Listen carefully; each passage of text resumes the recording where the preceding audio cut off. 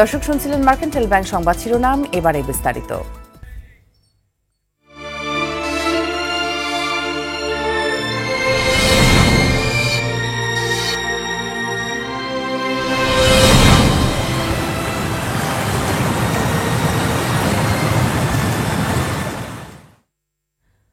ভারী বৃষ্টি আর ভারতের ত্রিপুরা থেকে আসা ঢলে ভয়ঙ্কর বন্যার মুখোমুখি দেশের 11 জেলা।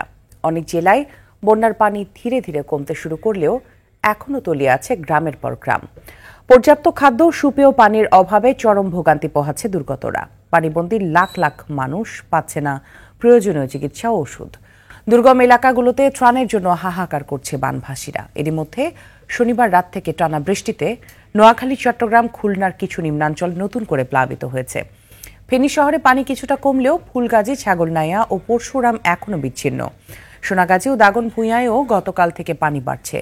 সাপের ছোবলেও আক্রান্ত হচ্ছে অনেকে। এদিকে ব্রাহ্মণবাড়িয়ার আখাউড়ায় অনেক বাসা বাড়ি ও সড়ক থেকে পানি নামতে শুরু করেছে। তবে সড়ক যোগাযোগ বিচ্ছিন্ন থাকায় এখনও স্বাভাবিক হয়নি আখাউড়া স্থলবন্দরের কার্যক্রম। খাগড়াছড়িতে বন্যা পরিস্থিতির উন্নতি হওয়ায় বেরিয়ে আসতে শুরু করেছে ক্ষয়ক্ষতির চিহ্ন।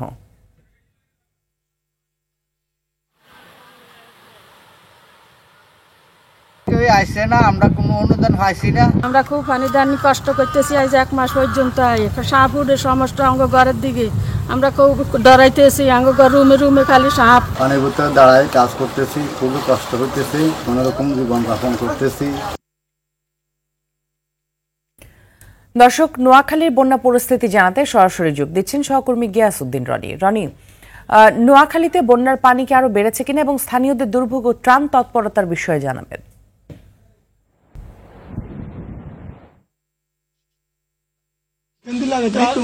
যেমনটি জানতে চেয়েছিলেন, নোয়াখালীতে বন্যার পরিস্থিতি আরো অবনতি হয়েছে।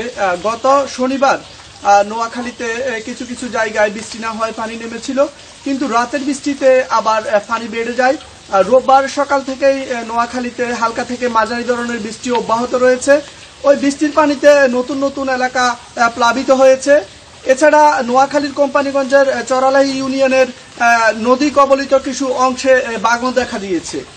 এছাড়া নোয়াখালী জেলা প্রশাসন সূত্রে জানা যায়, দুর্গম যেসব অঞ্চলে ত্রাণ পৌঁছায়নি তার তালিকা তৈরি করা হচ্ছে। তালিকা হাতে পাওয়ার পর দুর্গম ওইসব অঞ্চলে ত্রাণ পৌঁছে দেওয়ার জন্য ব্যবস্থা নেওয়া হবে।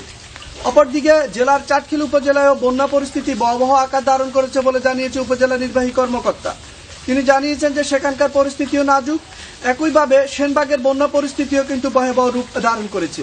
বন্যার পানি বেড়ে যাওয়ায় প্রত্যন্ত অঞ্চল এবং গ্রাম অঞ্চলের মানুষের রান্নাঘর ডুবে যাওয়ায় তাদের রান্নাবান্নায় ব্যাপক সমস্যা হচ্ছে এবং অনেক জায়গায় গ্যাসেরও সংকট রয়েছে। এছাড়া বন্যার অজুহাতে বিভিন্ন জিনিসপত্রের দাম বাড়িয়ে দিয়েছে ব্যবসায়ীরা, এমন অভিযোগ করছেন ভুক্তভোগী এলাকাবাসী এবং বন্যা কবলিত মানুষরা। এ নিয়ে তারা সামাজিক যোগাযোগ মাধ্যম ফেসবুকও তারা একাধিক পোস্ট করেছে বলে স্থানীয়রা জানিয়েছে।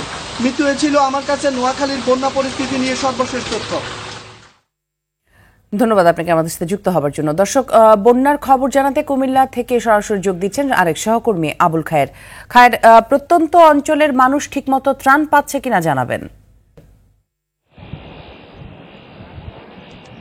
জি মিতু, বন্যার যে পরিস্থিতি, গোমতী নদীতে কিন্তু গত 24 ঘন্টায় 65 সেন্টিমিটার পানি কমেছে। তবে এখনও বিপদসীমার 70 সেন্টিমিটার উপর দিয়ে পানি প্রবাহিত হচ্ছে। এদিকে ভারতের ত্রিপুরা রাজ্যের ডুমুর যে বাঁধটি রয়েছে, সেই বাঁধটি এখন উন্মুক্ত থাকায় ত্রিপুরা রাজ্যের যে বন্যার পানি, এই পানি কিন্তু সরাসরি গোমতী নদী হয়ে ভাঙন কবলিত এলাকার লোকালয়ে প্রবেশ করছে। এতে কিন্তু ওই এলাকার মানুষের যে দুর্ভোগ দুর্দশা কিন্তু বেড়েই চলেছে। আরেকটি বিষয় আপনি যেটি মিতু জানতে চেয়েছিলেন, যে ত্রাণ সরবরাহের বিষয়টি, মানুষ কিন্তু যথাযথভাবে ত্রাণ সহযোগিতা পাচ্ছে না।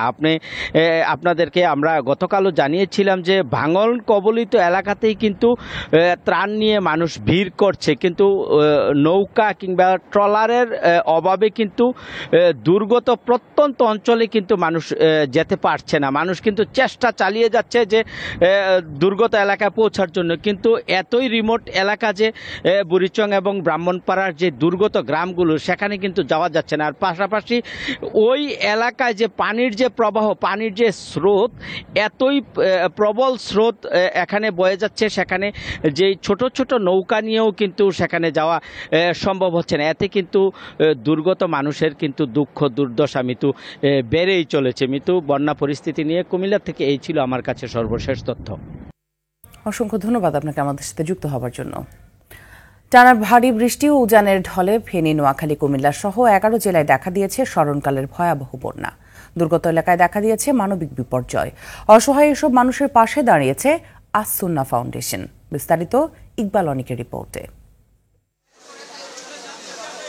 কয়েকশো কিশোর যুবক ব্যস্ত বন্যার্তদের জন্য ত্রাণ সামগ্রী গোছাতে মানবতার টানেই তারা এসেছেন আস-সুন্নাহ ফাউন্ডেশনে। ফেনী, নোয়াখালী ও কুমিল্লা সহ 11 জেলার বন্যা দুর্গত এলাকায় মানুষের জন্য খাদ্য সামগ্রী প্যাকেটজাত করার কাজে তাদের এ ব্যস্ততা। প্রথম ধাপে 20,000 পরিবারের জন্য শুকনো খাবারের ব্যবস্থা করা হলেও এখন 50,000 পরিবারের জন্য শুকনো খাবারের পাশাপাশি অন্যান্য ত্রাণ সামগ্রী পৌঁছানোর কথা জানানো হয় আস-সুন্নাহ ফাউন্ডেশনের পক্ষ থেকে। আমাদের গতকালকে 4টা আইটেম এখান থেকে করা হয়েছিল। আমাদের পর্যাপ্ত খাজুর আছে, সেই খাজুরের জন্য আমাদের এখানে একটা আইটেম বাড়ানো হয়েছে, অর্থাৎ 5টা আইটেম করা হয়েছে। ফেনীর মহিপালে বাংলাদেশ সেনাবাহিনীর হাতে 2,000 পরিবারের জন্য শুকনো খাবারের প্যাকেজ হস্তান্তরের কথা জানান আস-সুন্নাহ ফাউন্ডেশনের চেয়ারম্যান। ওই সমস্ত রিমোট এরিয়াগুলোতে আসলে বাংলাদেশ সেনাবাহিনী সহ সরকারের বিভিন্ন প্রতিষ্ঠান, একমাত্র প্রশিক্ষিত বাহিনীগুলো একমাত্র সেখানে যেতে পারে।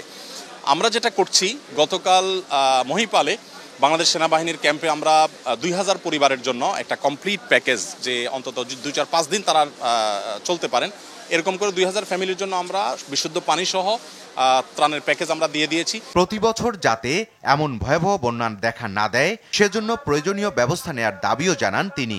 বন্যা হতে থাকবে আর আমরা সেটা মোকাবেলা করতে থাকবো।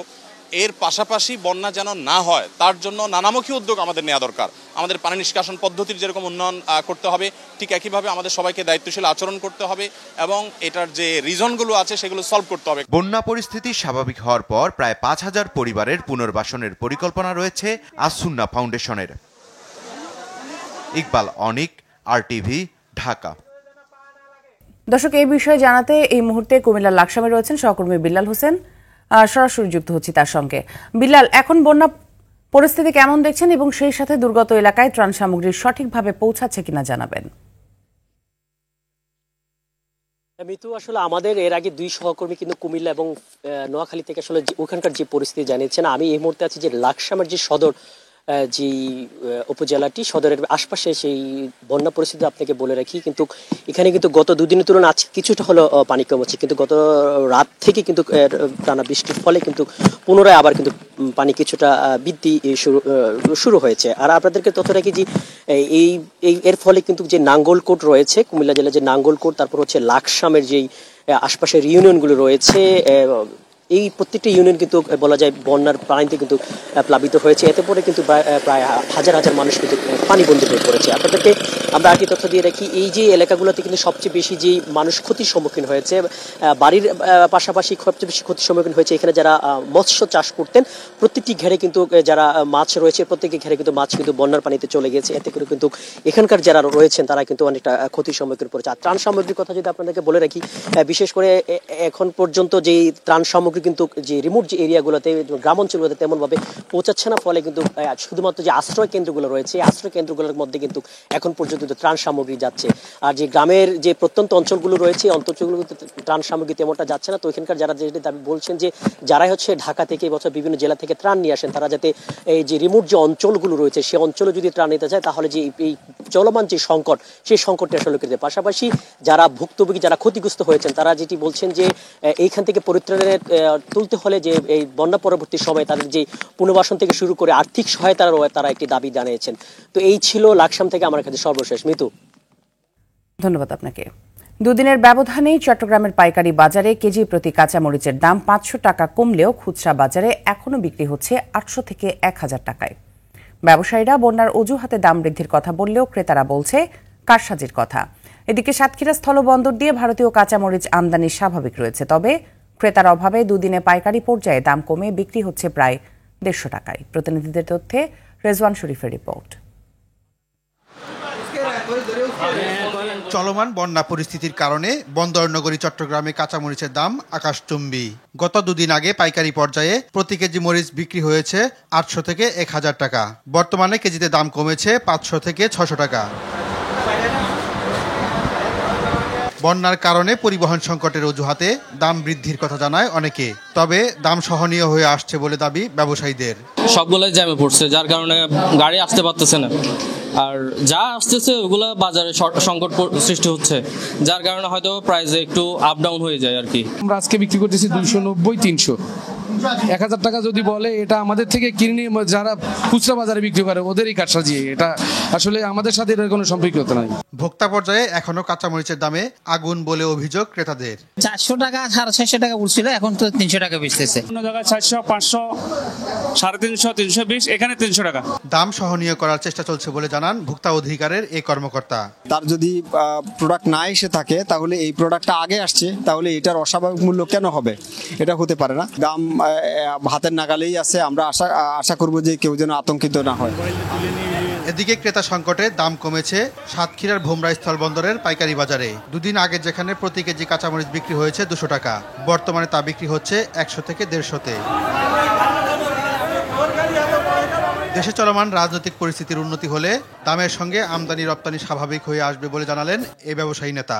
বর্তমানে গাড়ি ঢুকছে 100 থেকে 150, 200, 400 গাড়ি ঢুকতো। এখানে কিছুটা এলসির ঝামেলার কারণে মালামাল প্রবেশ একটা কম করছে, তা আমি মনে করি খুব শীঘ্রই সমস্যার সমাধান হয়ে যাবে ইনশাল্লাহ। বাজার সহনীয় রাখতে কর্তৃপক্ষ আরও দায়িত্বশীল হবে, এমনটাই প্রত্যাশা সংশ্লিষ্টদের। রেজওয়ান শরীফ, RTV। দর্শক, এই বিষয়ে আরও জানাতে চট্টগ্রাম থেকে সরাসরি যুক্ত হচ্ছেন সহকর্মী সাইফুল মাহমুদ। সাইফুল, চট্টগ্রামে মরিচের বাড়তি দাম নিয়ে ক্রেতা বিক্রেতারা কি বলছেন? মিতু যেমনটি বলেছেন, আসলে চট্টগ্রামে ক্রেতারা কিন্তু কাঁচামরিচ নিয়ে দেখাটাও কিন্তু সৌভাগ্যের ব্যাপার বলে জানিয়েছেন অনেক ক্রেতা। তারা জানালো আসলে তারা যে কাঁচামরিচ একটু হাত দিবে সেই সুযোগও কিন্তু গত দুদিনে কাঁচামরিচ হয়েছে 800 থেকে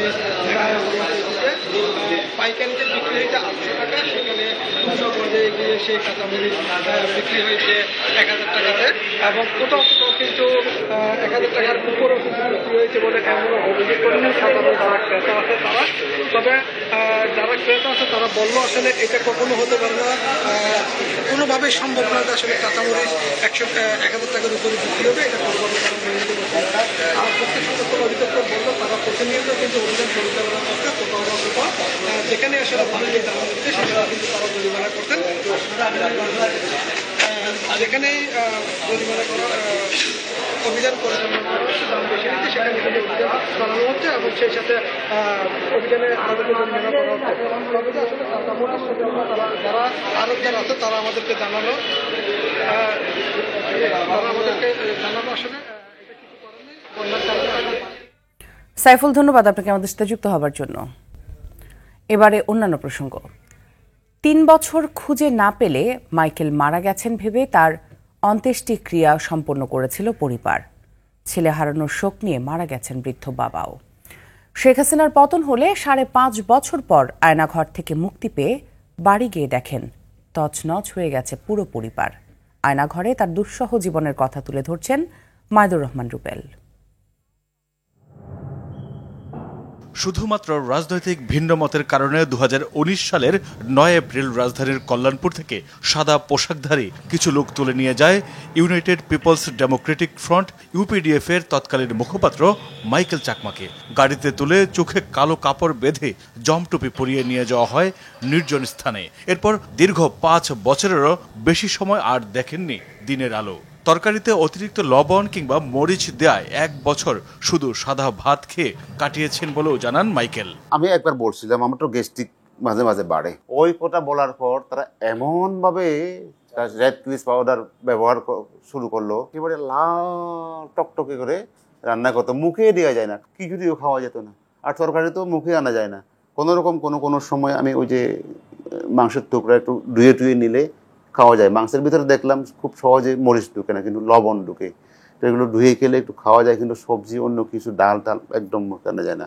বোতলের কাছাকাছি হবে, শুধু ভাতটা খেতাম। এইভাবে তারা খাবার নিয়ে অত্যাচার করত। ছিলেন শেখ হাসিনা সরকারের গোপন বন্দিশালায়, যা আয়না ঘর নামে পরিচিত। সেখানে যত রকমের কষ্ট দেয়া যায় তার সবটুকুই দেয়া হয়েছে মাইকেল চাকমাকে। তারা আমাকে একবার বলেছিল, এখানে যদি আমরা তোমাকে 30 বছর রাখি, এই দুনিয়ার কারো সাধ্য নাই এই জায়গা থেকে তোমাকে বের করে নেবে। তো পরে আমি চিন্তা করলাম, আসলে কি তারা আসলে 30 বছর রাখবে আমাকে এখানে? যদি 30 বছর হয় তখন তো আমার বয়স তো প্রায় শেষ, আমি তো আর নাই। শারীরিকভাবে নির্যাতন করা না হলেও নির্জন কারাবাসের সময় এতটাই বিভীষিকাময় ছিল যে মনে হতো কবরের ভেতর বসবাস করছেন। 4 দেয়ালে ঘেরা ছোট্ট রুমে ছিল না কোনো জানালা। মৃত্যু ফুরিতে রেখে একদম, এটা তো নরকের সাথে আরো বেশি খারাপ। মানে একজন মানুষ, সে জীবিত আছে কিন্তু সে তো মৃত মানুষের মতো। তাকে সে না আলো দেখতে দেয় না, বাতাস স্বাভাবিক বায়ু প্রবাহ সেখানে নাই। লাইট ফ্যান থাকে, কিন্তু ফ্যান তাদের মতো করে ফ্যানগুলো দেয়া। ফ্যান দেখতে কিন্তু অত্যাচারের, মানে এটা একটা অত্যাচারের হাতিয়ার ফ্যানটা। বাতাস আছে কিন্তু বাতাস চলে যায় অন্যদিকে, গরমে থাকাও যায় না। মাইকেল মারা গেছেন ভেবে তার অন্ত্যেষ্টিক্রিয়াও সম্পন্ন করেছিল পরিবার। ছেলে হারানোর শোক নিয়ে মারা যায় বাবা। তবুও তারা অপেক্ষা করতে লাগলো অনেক বছর, প্রায় 3 বছর অপেক্ষা করার পর তো তারা আমার শেষকৃত্য করে দিয়েছে। আমি আর ফিরে আসবো না এই ভেবে শেষকৃত্য করে দিয়েছে। গত 7 আগস্ট ভোরে মাইকেলকে চট্টগ্রামের একটি সড়কে নামিয়ে দেওয়া হয়। এরপর জানতে পেরেছেন শেখ হাসিনা পালিয়ে গেছেন ভারতে। তবে ভয় এখনো তাড়া করে বেড়ায় মাইকেল চাকমাকে। মাইদুর রহমান রুবেল, RTV, ঢাকা। বাংলাদেশ সচিবালয়ের প্রধান উপদেষ্টা সরকারি বাসভবন যমুনার আশপাশের এলাকায় সব ধরনের সভা সমাবেশ, মিছিল, শোভাযাত্রা ও বিক্ষোভ নিষিদ্ধ করা হয়েছে। রবিবার রাতে ঢাকা মেট্রোপলিটন পুলিশ গণবিজ্ঞপ্তি দিয়ে এটি জানান। ঢাকা মহানগর পুলিশের ডিএমপি কমিশনার মোহাম্মদ মাইনুল হাসান গণবিজ্ঞপ্তিতে বলেন, সাম্প্রতিক উদ্ভূত পরিস্থিতি মোকাবেলায় জনশৃঙ্খলা রক্ষার্থে ঢাকা মেট্রোপলিটন পুলিশ অর্ডিন্যান্সের 29 ধারায় অর্পিত ক্ষমতা বলে 26 আগস্ট থেকে পরবর্তী নির্দেশ না দেওয়া পর্যন্ত এই আদেশ বলবৎ থাকবে। এদিকে গতকাল সচিবালয় এলাকায় বৈষম্য বিরোধী ছাত্র আন্দোলনের সঙ্গে আনসারদের সংঘর্ষ হয়েছে। সচিবালয় অবরুদ্ধ করে রাখার পর রাতে এই ঘটনা ঘটে। তবে রাত 10টার পরে সচিবালয় ছাড়ে আনসার সদস্যরা। শাকিলা করিমকে সাথে নিয়ে আরও জানাচ্ছেন এয়ার বাদল। দাবি মেনে নেওয়ার পরও আনসার সদস্যরা সচিবালয় অবরুদ্ধ করে রাখে। উপদেষ্টা সহ কর্মকর্তাদের তারা আটকে রাখায় বৈষম্য বিরোধী ছাত্র আন্দোলনের সমন্বয়ক হাসনাত আব্দুল্লাহ ফেসবুকে এসে পরিস্থিতি জানান। শিক্ষা প্রতিষ্ঠান আছে, আপনারা সবাই রাস্তায় আসেন, ঢাকার যত শিক্ষা প্রতিষ্ঠান আছে। এই ফ্যাসিস্ট গভর্নমেন্টের দালালরা আজকে কিভাবে দেখেন নির্যাতন করছে। পরে রবিবার রাত 9টার দিকে শিক্ষার্থীরা টিএসসি থেকে মিছিল নিয়ে সচিবালয়ের দিকে যায়। এ সময় শিক্ষার্থীদের সঙ্গে আনসার সদস্যদের ধাওয়া পাল্টা ধাওয়া হয়। এক পর্যায়ে সচিবালয় ছেড়ে পালাতে থাকে আনসার সদস্যরা।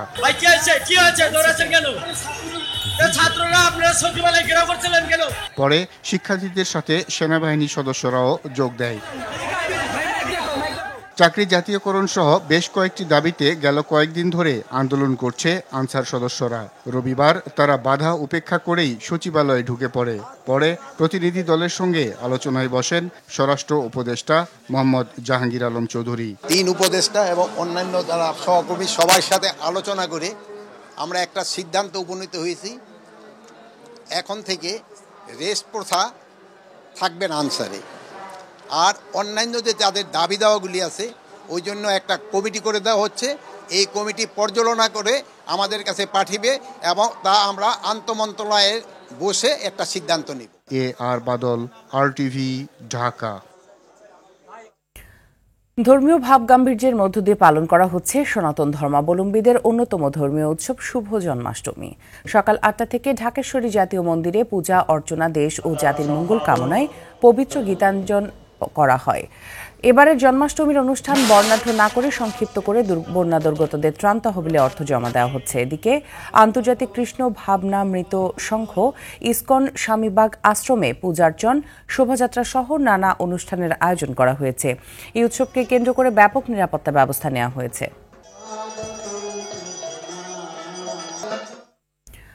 দর্শক, জন্মাষ্টমী উপলক্ষে ঢাকেশ্বরী জাতীয় মন্দিরে চলছে নানা ধর্মীয় কর্মসূচি। এই মুহূর্তে আমরা যুক্ত হতে পেরেছি সাদিয়া কানিজের সাথে।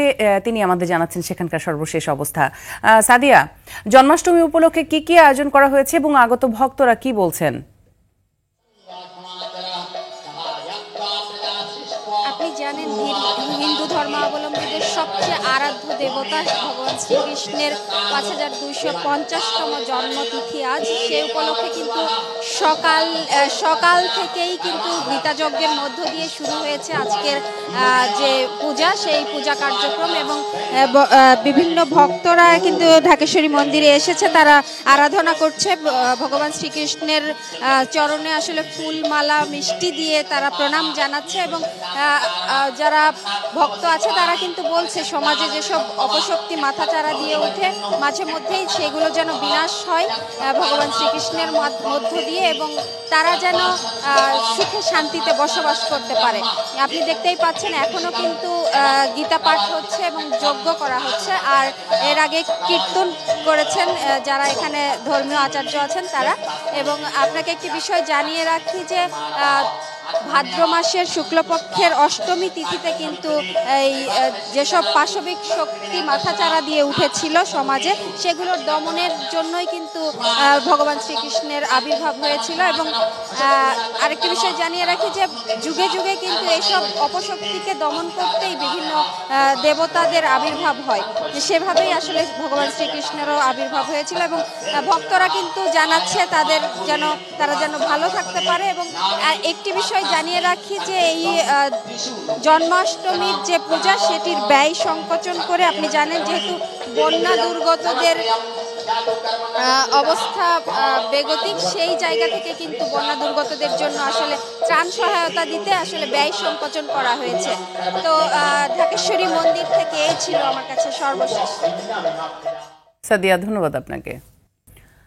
বৈষম্য বিরোধী ছাত্র আন্দোলনে অংশ নিয়ে পুলিশের গুলিতে চোখ হারাতে বসেছেন সিরাজগঞ্জের আমিনুর রহমান টুটুল ও জুবায়ের হাসান জিহাদ। টাকার অভাবে চিকিৎসা হচ্ছে না তাদের। উন্নত চিকিৎসায় চোখের আলো ফেরাতে সরকার ও বিত্তবানদের সহায়তা চেয়েছে পরিবার। সিরাজগঞ্জ থেকে ইউসুফ দেয়ান রাজুর প্রতিবেদন, জানাচ্ছেন নাদিরা সুলতানা। সিরাজগঞ্জের তারাস উপজেলার কুরসুম্বি গ্রামের দরিদ্র কৃষক আলম হোসেনের ছেলে আমিনুর রহমান টুটুল। তিনি সিরাজগঞ্জ সরকারি কলেজের রসায়ন বিভাগের স্নাতকের শিক্ষার্থী। গত 16 জুলাই ছাত্র আন্দোলনে স্থানীয় ইসলামিয়া কলেজ মাঠে 32টি রাবার বুলেট বিদ্ধ হয় টুটুলের শরীরে। এক পর্যায়ে চোখে গুলি লাগে তার। ঢাকার জাতীয় চক্ষু বিজ্ঞান ইনস্টিটিউটে চিকিৎসা নিয়ে বাড়ি ফিরেন তিনি, কিন্তু তার চোখে অপারেশন করতে হবে ভারতে, যা দরিদ্র পরিবারের পক্ষে সম্ভব নয়। চোখে গুলি লাগছে, আগাগোড়া গুলি লাগছে, মাথাত লাগছে। চিকিৎসা করেছি, এখন বর্তমান চিকিৎসা করার মতন আমার আর কোনো পরিস্থিতি নাই। যদি কোনো বিত্তবান আমাকে সহযোগিতা করে, আমার চিকিৎসার জন্য এগিয়ে আসে, তাহলে হয়তো আমার চোখটা আমি ফিরে পাইতাম। চোখে গুলিবিদ্ধ হওয়া আরেকজন কামারখন্দ উপজেলার হায়দাপুর গ্রামের জুবায়ের হাসান। ছাত্র আন্দোলনের সময় এইচএসসি পরীক্ষার্থী জুবায়ের চোখেও গুলি লাগে, কিন্তু টাকার অভাবে উন্নত চিকিৎসা করাতে পারছে না তার পরিবার। 3টা অপারেশন আছে, তারপরে চোখের লেন্স পাল্টান লাগবে। এখন পর্যন্ত কোনো সমন্বয় কিংবা এই সরকার থেকে খোঁজ নেওয়া হয়নি। টুটুল ও জিহাদের উন্নত চিকিৎসায় সরকারি সহায়তার দাবি জানিয়েছে সহপাঠীরা। অন্তত 2টা অপারেশন লাগবে তার চোখটাকে, বিশেষ করে রেটিনাটাকে সেভ করার জন্য। আমি অনুরোধ করব যে ছেলেটির সুচিকিৎসার ব্যবস্থা করা হোক। আমরা অনেক চেষ্টা করছি ওর জন্য অর্থ গোছানোর, ততটুকু দিয়ে কিছুই হবে না। আমার এই ভাইয়ের জন্য, এই সহযোদ্ধার জন্য যেন আমরা সর্বোচ্চ সহযোগিতা পাই। ও ওখানে ছিল দূর দেওয়ার সময় ওর চোখগুলিটা চোখে লাগে। সরকার ও বিত্তবানদের সহায়তা পেলে উন্নত চিকিৎসায় চোখের আলো ফিরে পাবেন দুই শিক্ষার্থী, এমন প্রত্যাশা পরিবার ও এলাকাবাসীর। নাদিরা সুলতানা, RTV। এবারে আন্তর্জাতিক সংবাদ। কলকাতার আরজি কর মেডিকেল কলেজ হাসপাতালে চিকিৎসক ধর্ষণ ও হত্যার ঘটনায় কলেজটির অধ্যক্ষ সন্দীপ ঘোষের বাড়িতে তল্লাশি চালিয়েছে ভারতের কেন্দ্রীয় তদন্ত সংস্থা সিবিআই। সিবিআইয়ের একাধিক সূত্র বলছে, রোববার হাসপাতালের ফরেনসিক মেডিসিন ও টক্সিকোলজি বিভাগের ডেমনস্ট্রেটর দেবাশিস, অধ্যক্ষ সন্দীপ সহ কলকাতার অন্তত 15টি স্থানে অভিযান চালানো হয়। এ সময় অধ্যক্ষ সন্দীপের স্বজনদের বাড়িতেও চালানো হয় অভিযান। গেল 9 আগস্ট কলকাতার আরজি কর মেডিকেল কলেজ হাসপাতাল থেকে শিক্ষানবিশ চিকিৎসকের মরদেহ উদ্ধারের পর কলকাতা সহ পুরো ভারতে ছড়িয়ে পড়ে বিক্ষোভ, যা এখনো চলমান রয়েছে।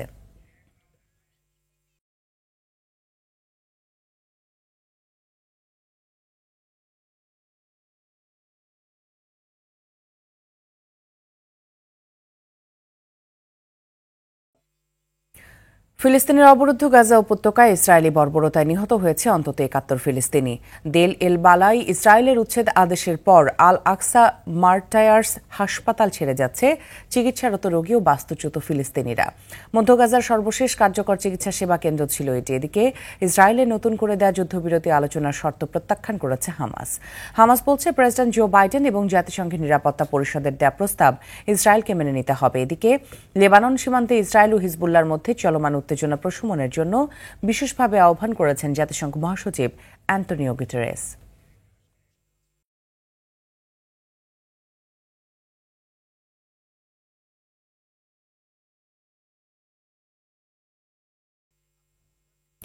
খেলার খবরে ফুটবল প্রসঙ্গ। সাফ অনূর্ধ্ব ২০ চ্যাম্পিয়নশিপে ফাইনালে যাওয়ার মিশন নিয়ে আজ ভারতের মুখোমুখি হবে বাংলাদেশ। নেপালের ললিতপুর আনফা কমপ্লেক্সে ম্যাচটি শুরু হবে বাংলাদেশ সময় বিকেল ৫টা ৪৫ সাফের সবশেষ অনূর্ধ্ব ২০ চ্যাম্পিয়নশিপের ফাইনালে ভারতের কাছে হেরে শিরোপা হাতছাড়া করে বাংলাদেশ। তবে এবার চ্যাম্পিয়নের তকমা গায়ে জড়াতে বদ্ধপরিকর মারুফুল হকের বাহিনী। সেরা চারের লড়াইয়ে তাই ভারতকে হারিয়ে আরও একবার ফাইনাল নিশ্চিত করতে চায় বাংলাদেশ অনূর্ধ্ব ২০ দল। এর আগে গ্রুপ পর্বের ম্যাচে শ্রীলঙ্কাকে হারালেও নেপালের কাছে হেরে গ্রুপ রানার্স আপ হয়ে সেমিফাইনালে ওঠে বাংলাদেশ। সেরা চারের ম্যাচে ভারতকে হারাতে পারলে ফাইনালে তাদের প্রতিপক্ষ হবে স্বাগতিক নেপাল। সকালের সংবাদ এই পর্যন্তই। সর্বশেষ সংবাদ জানতে যে কোনো মোবাইল ফোন থেকে 2414 নম্বরে ডায়াল করুন। মধ্যাহ্নের সংবাদ দুপুর 12টায় দেখার আমন্ত্রণ রইল। ধন্যবাদ সবাইকে।